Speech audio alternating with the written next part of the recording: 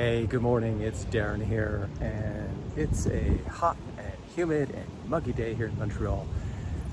And I was thinking, based on a conversation I had with a previous client of mine, about the challenge of feeling well in leadership. Well, I like to say, if you don't feel well, you can't lead well. So I have a question for you to really deeply ponder. I mean, as a leader, what if feeling well was the most strategic and impactful decision or move you could make in your career, in your life? What if, as a leader, feeling well was the most impactful and influential and powerful decision you could make for yourself?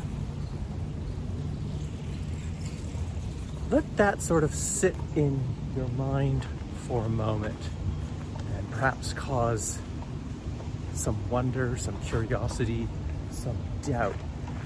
I'm going to tell you a story. So the conversation I was having with my client, they were telling me some changes that they had been implementing for themselves, things that they were learning about themselves to better manage and regulate their emotions so they could be more responsive as opposed to reactive to everything that's happening in the world right now. And like, holy shit, like, a lot of stuff is happening in the world that makes us feel angry, frustrated, reactive, or exasperated. So they said to me, and this was really wonderful, something I really appreciate about them, this back and forth. It's like, you know, I've noticed, or I had noticed, that they didn't quite say this, but I'll summarize into my own perceptions after the fact. You sort of thrive, or you were thriving on exasperation. And yes, this is the story I want to tell. Beginning of this year, 2025, when I was watching the inauguration in the United States, and I'm a Canadian, but still, this particular person in power, I refuse to say leader, or I refuse to give them that label, is doing incredibly damaging things. And for whatever reason, it's very windy here today. Hopefully the sound comes through well enough. It was far too easy for me to be upset and frustrated and react and show my anger and add more fuel to the fire of frustration, of other people chiming in and saying, yeah, you're right, this is so wrong, this is so terrible. But the problem with that, the problem with constant reaction, is that it feeds itself. And the distinction that we talked about in our conversation is that in some ways it can feel harder, that it takes more effort to be happy and to experience joy. And it's so damn easy to be angry and reactive and polarizing and arguing.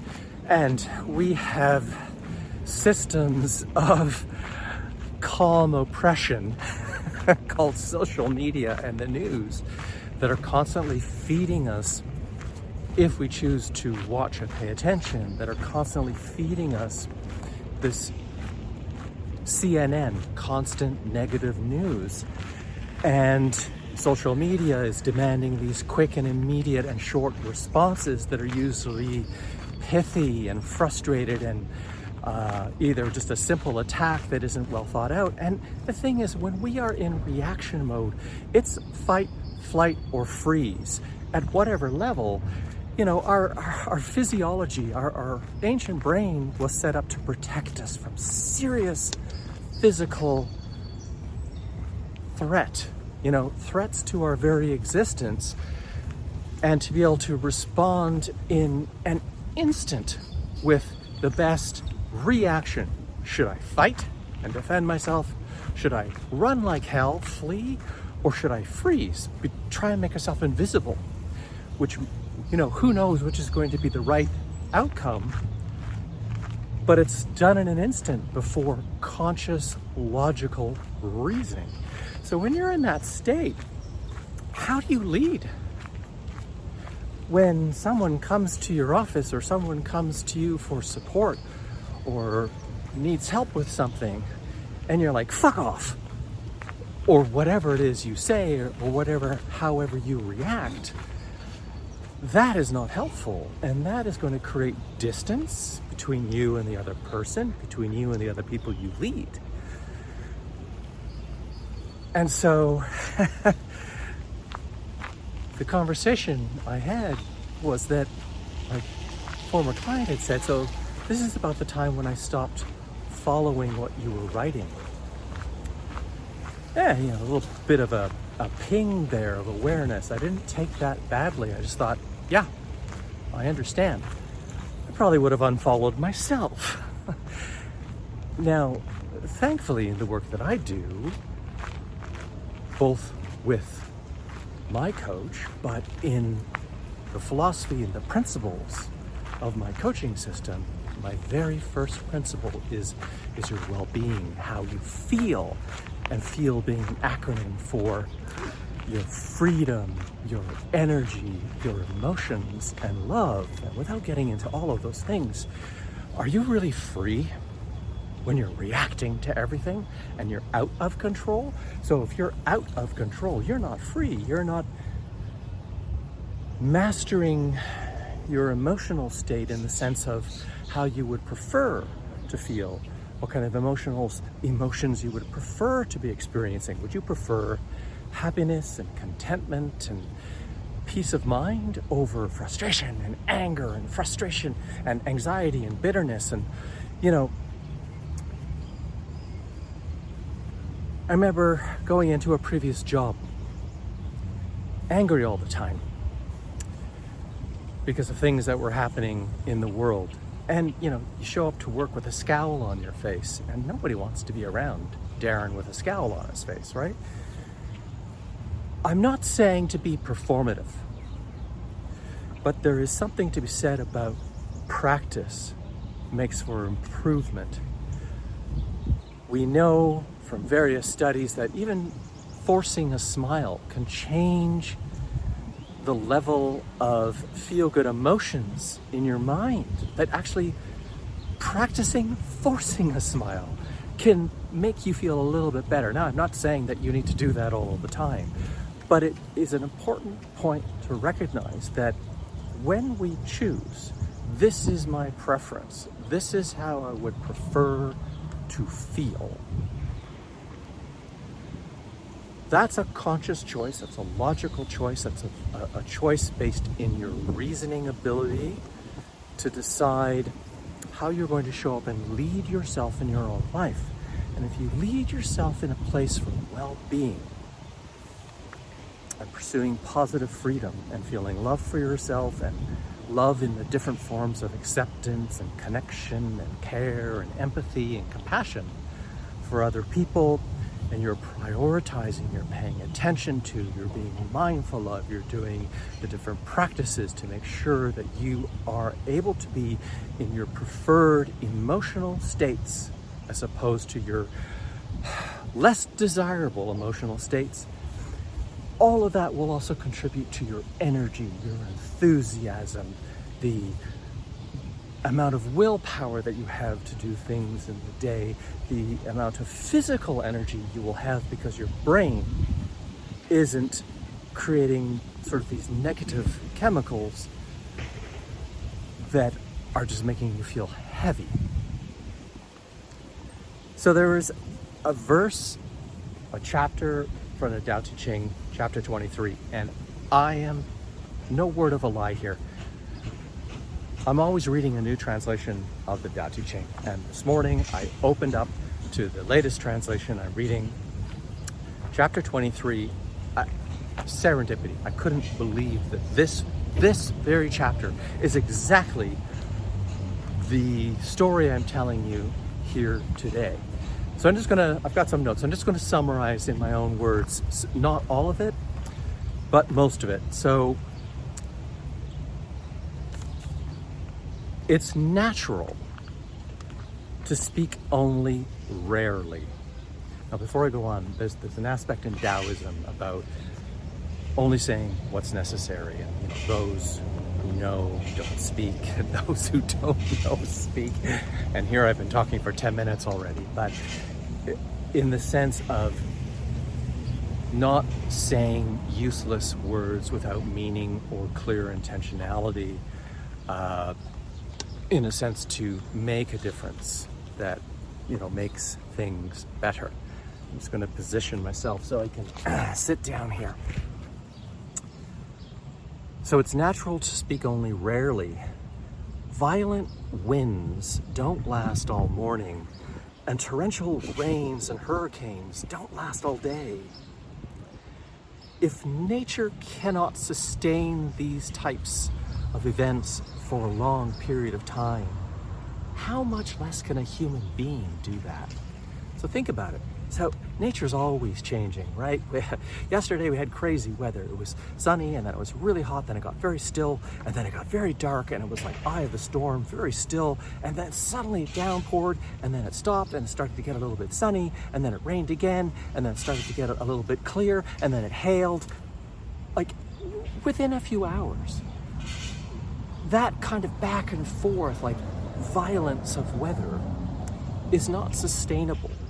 Simply because ecologically, the rain's got to come down, then it gets soaked into the earth, and then weather patterns change, and then water evaporates up into the sky, and then different systems come in, turn it into clouds, and then it may just be a gentle rain or something more severe. With human beings, our behavior, when it's irrational, angry, reactionary, it takes a toll. And it cannot be sustained for long. Think about the times when you've been really upset, really reactive, and how much you have crashed afterwards. Or did you get sick? Did you get the flu? Did you have to take days off work because you just couldn't focus? You felt really unwell. So the chapter sort of concludes with the commitment to one's self-mastery, to one's character, or one well-being, and their way in life is what keeps you human, what keeps you in tune with who you are. So when you lose your way, when you lose the Tao, the Tao has many meanings. It could just mean like the way, the path that we're on, that we're walking on. It could also mean, way making, the way in which you're showing up in the world, the difference that you want to make, the way in which you are being, all of those things. When you lose that way, well, you lose yourself because you're not mastering yourself and your emotions and the difference that it is you want to make. So the other consideration after I've shared all this with you is to consider this, pushing through. And I'm just reading some notes. Pushing through anger, frustration, exasperation, trying to be an advocate for everything, trying to fix everything, trying to contribute to every cause that you think will make the world a better place. That's exhausting. That will exhaust your human spirit, your very humanity, because after a while, being always part of that anger, showing up and advocating and fighting, your entire state becomes this reactionary fighting being. That leads to burnout. That leads to a great amount of unhappiness. And the worst case scenario is you become so unwell you can't do it at all. So it's trying to find the balance. I like to say, choose a singular cause. Choose the one cause. It's the one thing principle, and I'm at a loss for the name of the person that came up with this idea, but this one thing, focus on this one thing so completely that anything else no longer matters, or the other things fall into place because all your efforts are put onto that one thing. So it could be the one thing that you're looking to create. It could be the one thing that you're most passionate about advocating for, the one aspect of your leadership that you want to improve, the one aspect of your relationship that you want to improve with your partner, with your family, with your kids, whoever it may be.